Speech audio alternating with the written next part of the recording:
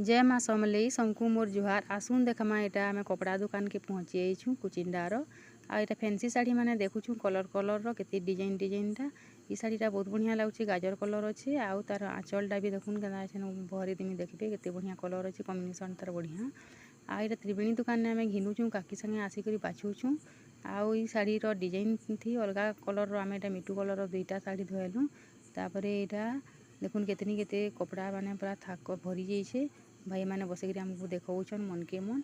आउ आमे दुई खंडा फैंसी साड़ी धोलुँ तापरे कॉटन साड़ी भी देखुन बोलुँ। आउ देखुछुँ बाछुछुँ केतनी केते एटा ई मिटू कलर साड़ी दुईटा धोलुँ काकी संगे एटा आइछुँ कुचिंदा त्रिवेणी दुकान के कॉटन साड़ी गदा गदा देखै देले।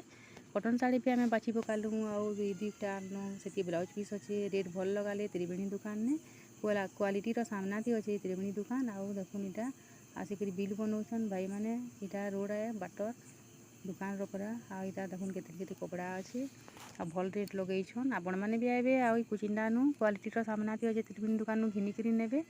भल लागला बेले वीडियोटा लाइक शेयर एंड सब्सक्राइब कर देबे। आमे एटा घिनी सायनु आ जाउछुँ।